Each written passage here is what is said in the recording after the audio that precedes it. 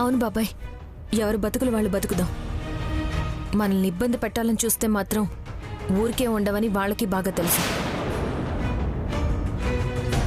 అది అలా ఉండాలి. ఇప్పుడు కిక్ ఉంటది. సుబ్బు, బ్యాగులు తీసుకోరా. నిధి తీసుకో. అబ్బా మీరే మోసుకురండి. సరే పాదా.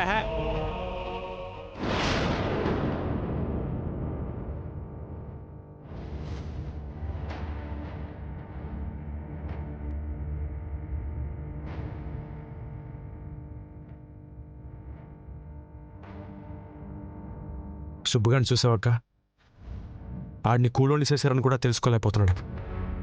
వాడికి తగ్గ పని పెట్టారులేరా, అనుభవించని.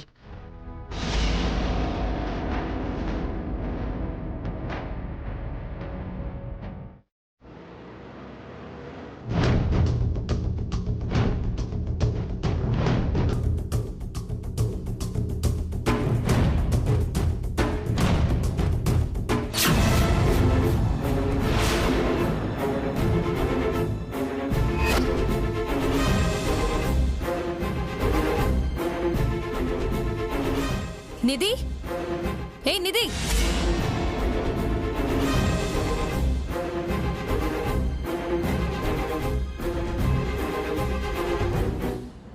ఏంటక్క? ఏంటివి? చెప్పులు ఇక్కడెందుకు వదిలేసావు? ఎక్కడుండాల్సినవి అక్కడే ఉండాలని ఇక్కడ పడేశాను. ఇంటి బయట ఉండాలి, ఇక్కడ కాదు. అక్క, మా వాటా కింద ఈ గదిలో ఉంటున్నాం. ఈ తలుపు దాటితే మాకు బయటే కదా, అందుకే ఇక్కడ పడేశాను. నోర్మొయ్, ఇది ఇల్లు కాదంది ఎవరు? నువ్వలా ప్రవర్తిస్తున్నావు. మర్యాదగా ఈ చెప్పుల్ని తీసి బయట పెట్టు. సారీ అక్క, నేనివి ఇక్కడ ఉండటం వల్ల ఇంట్లో ఉన్నాయని ఫీల్ అవ్వడం లేదు. మా గది బయట ఉన్నాయంటే అవి మాకు బయట ఉన్నట్టే లెక్క. తీస్తావా తీవా? నీకు ఈ ఇల్లు గుడిలా అనిపిస్తే నువ్వే ఆ చెప్పులు తీసుకెళ్లి బయట పెట్టు. చెంప పగల కొడతానేమనుకున్నావు? ఈ ఇంటి కోడలుగా ఇక్కడే కాపురం చేస్తానని వచ్చిందానివి ఈ ఇంట్లో దీపం వెలిగించాలి కానీ ఇంట్లో మంట పెట్టడానికి రాకూడదు. నాకు ఈ ఇంట్లో వాటా వచ్చిందన్న కడుపు మంటతోని నువ్విలా అంటున్నావక్క. నువ్వందుకే ఇలా మాట్లాడుతున్నావు. అతిగా మాట్లాడితే దెబ్బలు తింటావు. మహా అంటే నువ్వు నా మీద 2 దెబ్బలు వేస్తావేమో, కానీ నేను నీ జీవితం మీద దెబ్బ కొట్టానంటే మళ్ళీ ఈ ఇల్లు వదిలిపెట్టి ఎటు వెళ్ళిపోతావో ఆ దేవుడికే తెలియాలి. వెళ్ళాం. ఈ జన్మలో ఈ స్థలాన్ని విడిచిపెట్టే ప్రసక్తే లేదు. చూస్తాను మీరెలా ఉంటారో, నేను చూస్తాను. ముందు చెప్పులు. విద్యా,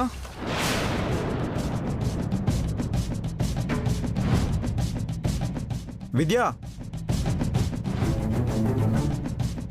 లక్కీ ఫోన్ చేసింది. ఆ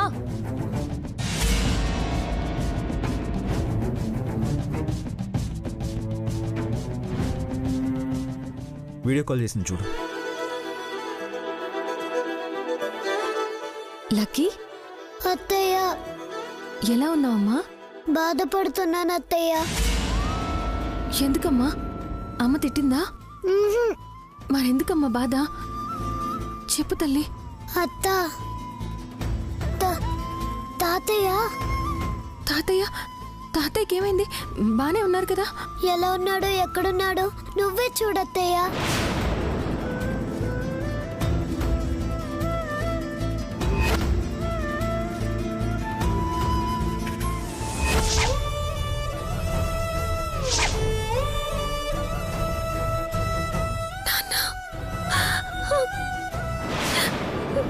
ఏమిటి నాన్న? లక్కీ, తాతయ్యకి ఏమైంది నాన్న? ఎందుకు స్టోర్ రూమ్ లో ఉన్నారు? అత్తయ్య, తాతయ్య బెడ్రూమ్ లో ఉంటే పాడవుతుందని అమ్మ ఇక్కడ పడేసింది.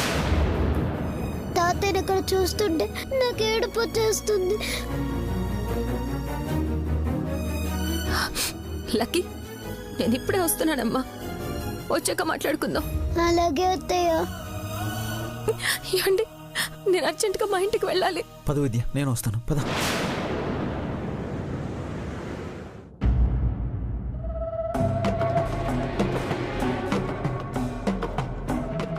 మెట్టినింట్లో అత్తలేదు, మావయ్య మంచాన పడ్డాడు. గొడవ చేసే ఆడపడుచులు లేరు, పతి ప్రశ్నించే పని ఎప్పుడూ చేయలేదు. నాన్నా నాన్నా అరే ఏంటి, ఎవరూ లేరని ఇంత కంగారుగా ఇంట్లోకి దూరుతున్నారు? దూరడానికి మేమేం దొంగలం కాదు. నేను ఈ ఇంటి అల్లుడిని, నా భార్య ఈ ఇంటి కూతురు. హక్కులున్నాయని లెక్కలు చెప్తున్నావా? వదినా, నువ్వు అసలు మనిషివేనా? విద్య, నోరు జారుతున్నావు. నాకన్నా పెద్దదానివి కాబట్టి నిన్ను కొట్టకుండా వదిలేస్తున్నాను. విద్య, నేనేం చేశానని నువ్వు నా మీద విరుచుకుపడుతున్నావు? మా నాన్నని స్టోర్ రూమ్ లో పెడతావా? బెడ్రూమ్ లో ఉంటే గది పాడవుతుందా? వయసు మీద పడుతున్నప్పుడు ఏ రూమ్ అని ఫీల్ అవ్వకూడదు. పాడైంది మీ బుర్రక్క. గణపతి, అక్క అని మర్యాదగా మాట్లాడుతున్నందుకు అది నీ అదృష్టం అనుకో. అయినా ఇక్కడికొచ్చి దౌర్జన్యం చేస్తున్నారేంటి మీరు? అన్యాయం చేస్తున్నది నువ్వు. ఈ ఇంటికి పెద్ద దిక్కైన పెద్ద మనిషికి నువ్విచ్చే గౌరవం ఇదా? లేచి నిలబడి నడవలేడు, ఎక్కడుంటే అక్కడ పాతబడ్డ కుర్చీలా ఉంటాడు. ఎక్కడ పడుంటే ఏంటి? నోర్మోయ్!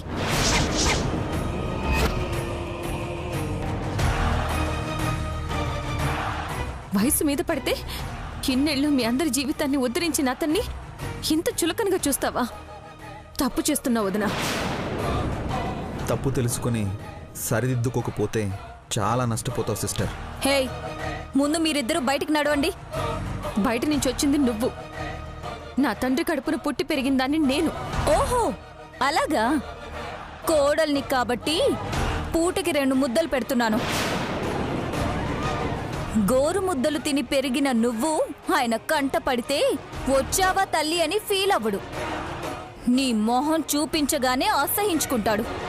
నేనేం చేశానని? నువ్వెదురు పడితే తప్ప నీకు అనుభవం అవ్వదులే. వెళ్ళు వెళ్ళు. పద విద్య.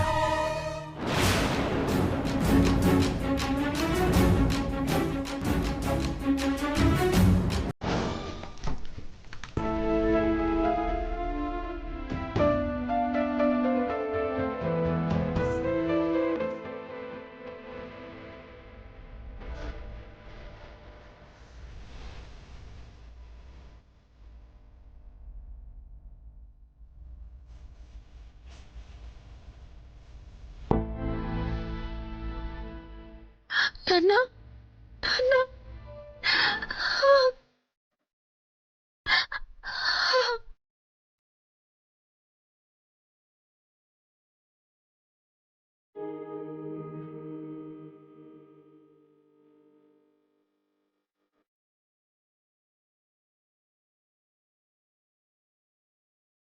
టీచర్ని పెళ్లి చేసుకుని నువ్వు కూడా చదువుకొని టీచర్ని అవుతానని ఈ చేతిలో చెయ్యేసి మాటిచ్చావు. నువ్వు మాట తప్పినందుకేనేమో ఇంకా ఈ చేతిలో చరణం రాలేదు. రాదు కూడా.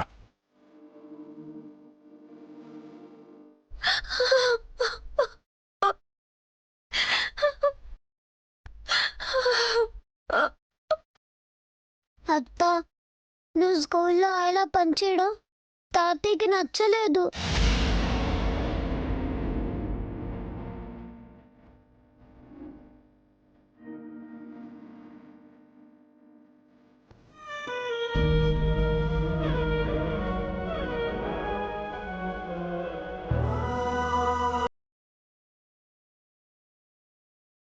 నేను వద్దన్నా విద్య వినలేదు. పరిస్థితులు బాగాలేనప్పుడు అందరూ పనిచేయాలంది మావయ్య. తాతయ్య, అత్తయ్య, గణపతి మావయ్య చాలా మంచి వాళ్ళని కబుర్లు చెప్పేవాడివి కదా.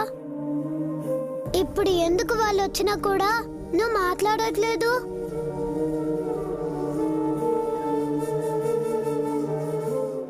రేపు అమ్మాపో కళ్ళు మూసేవాణ్ణి.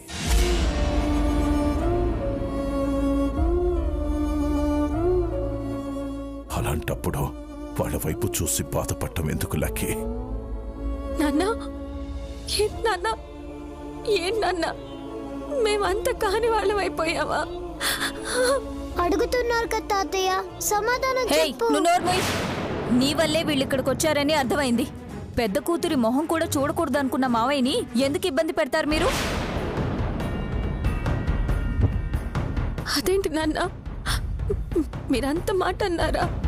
ఇప్పుడు కూడా అంటాను, నువ్వు నాకు ఇంకెప్పుడు కనిపించకు.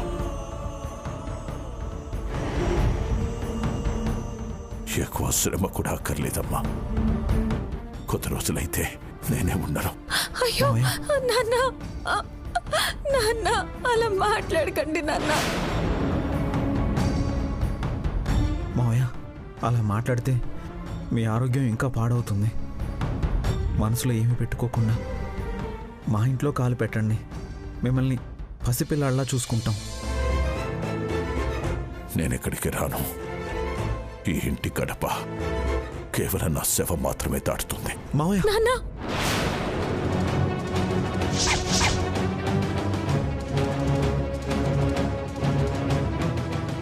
దయచేసి అలా మాట్లాడకండి నాన్న. మావయ్య గారి పట్టుదల నీకు తెలుసు కదా విద్య. 4 రోజులైనా ఆయన ఉండాలంటే ఇక్కడ నువ్వు 4 నిమిషాలు కూడా ఉండకూడదు. తండ్రి కూతుర్ని విడదీస్తున్నావు కదమ్మా. హేయ్ నోర్మోయ్, పెద్ద పెద్ద మాటలు మాట్లాడావంటే పళ్ళు రాలు కొడతాను.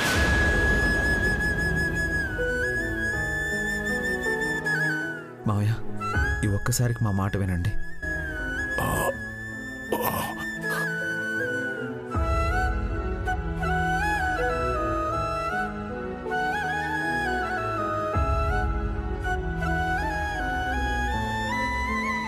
మీ ఆవిడ్ని తీసుకెళ్ళిపో బాబు.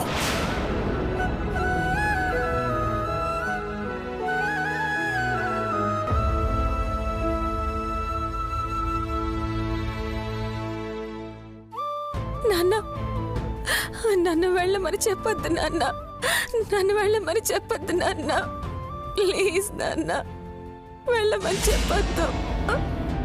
గణపతి తీసుకెళ్ళు తొందరగా. మావయ్య గారు బాగుండడం మీకు ఇష్టం లేదా? విద్య నీకే చెప్తుంది, వెళ్ళు. లే నాన్న, మిమ్మల్ని వదిలి నేను వెళ్ళను నాన్న, వెళ్ళను. గణపతి తీసుకొని వెళ్ళు. పద విద్య, పద.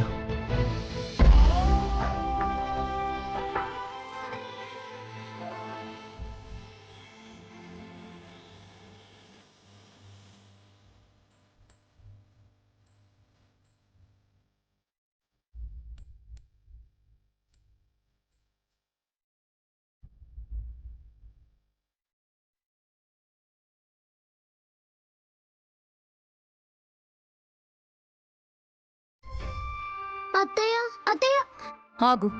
ఎక్కడికి?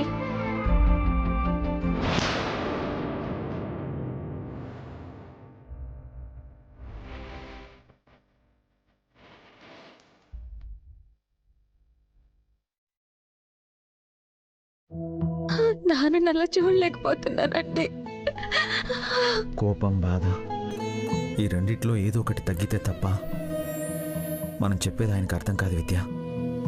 కొంచెం టైం తీసుకొని ఆయనకు అర్థమయ్యేలా చెప్దాం. పద విద్య, పద.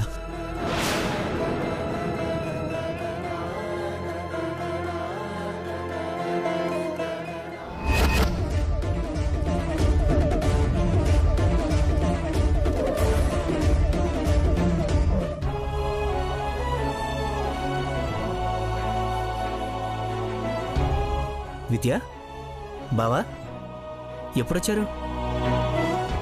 విద్య ఎందుకు ఏడుస్తోంది? ఏంటి, ఏం మాట్లాడరు? బావా నువ్వన్నా చెప్పు. అన్నయ్య, నాన్న, నాన్న. నాన్నకేమైంది?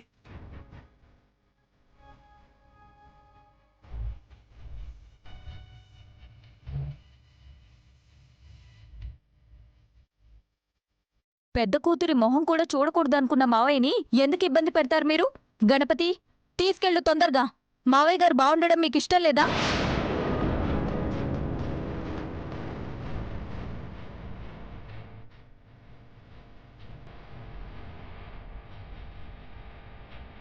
నాన్న అలా మాట్లాడేసరికి నా గుండె ఆగిపోయినట్టు అయిందన్నయ్య.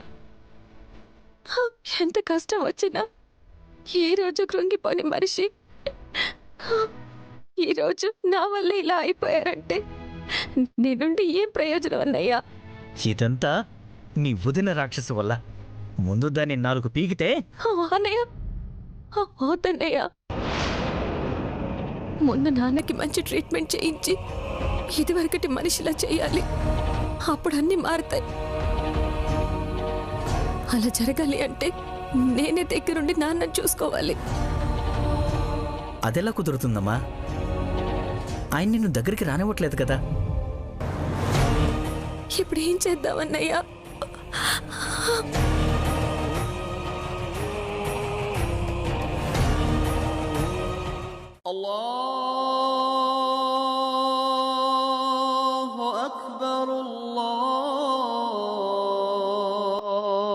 విద్య, ఒక ఐడియా.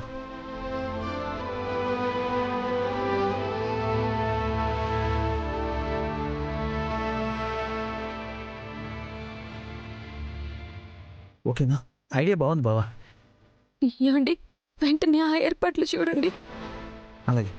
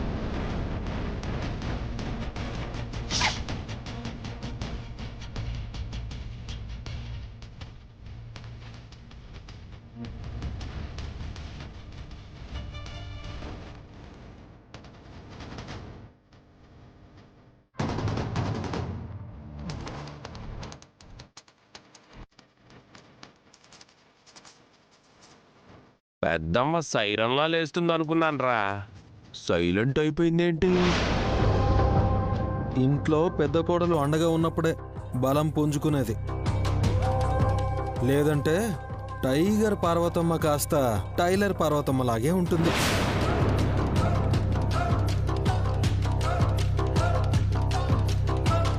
సోతనా నీ ఆశలన్నీ సోతనని రా. పొద్దున్నే లేచి మొహం కడుక్కునే మనుషులైతే ఇలా నట్టింట్లో ఉయ్యరు. మనం ఇలా చేయటం నచ్చట్లేదేమో. ఇష్టం లేకపోతే వాళ్ళే వెళ్ళిపోతారు. నీది మీరిలా పిచ్చి పనులు చేస్తుంటే ఓపిగ్గా చూస్తూ ఉంటాననుకోకండి. అక్క, నేను కూడా చూసినంతసేపు చూస్తాను, తర్వాత తెక్కరేగిందనుకో ఏడిచేస్తానో నాకే తెలీదు. ఏమావా, బెదిరిస్తున్నావా? ఖాళీగా ఉంటావు కదా, కొట్లాటెందుకులే గాని పాత గుడ్డ తీసుకుని వచ్చి తుడుచుకోవచ్చు కదా. మన రూమ్ లో కూడా కొంచెం డస్ట్ ఉందండి, క్లీన్ చేస్తే డబ్బులు ఇస్తామని చెప్పండి. నోర్ముయ్, నిన్ను. అక్క ఆగు, నువ్వు ఆవేశపడ మాకు. వాళ్ళు ఒంటి మీద ఉండే పొగరను కూడా దులుపుతానని ఇంకా వాళ్ళకి తెలియదు అనుకుంటా. నువ్వు ఓపిగ్గా ఉండక్క, కూర్చో. వాళ్ళు దా ముందు కూర్చో. వాళ్ళు అక్క, నీకు టాబ్లెట్ వేసుకునే టైం అయింది, అట్టుకొస్తాను.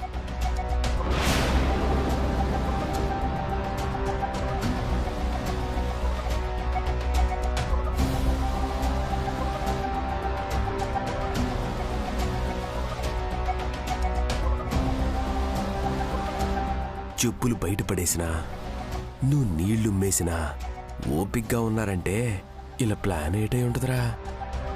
ప్లానా పాడా? ఇల్లు వదిలిపోలేరు, మనల్ని వెళ్ళిపోమని అనలేరు, ఇరుక్కుపోయారు. అలానే ఊరికే ఉంటే మన చేష్టలు వాళ్ళకి అలవాటైపోతాయి. ఇంకా ఏదన్నా చెయ్యాలరా.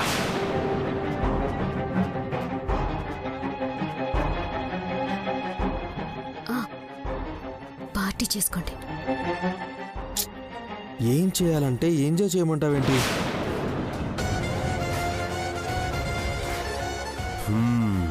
నీ చెప్పింది అర్థమైందా?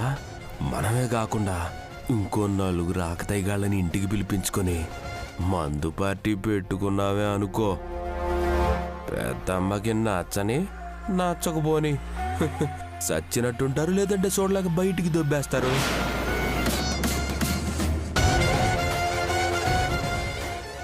కరెక్ట్.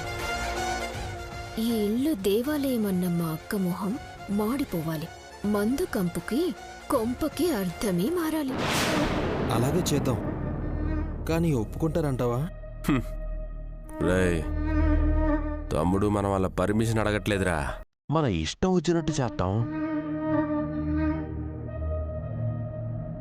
తీసుకోక్క. శ్రీశైలం వాళ్ళేదో చేయాలని చూస్తున్నారు.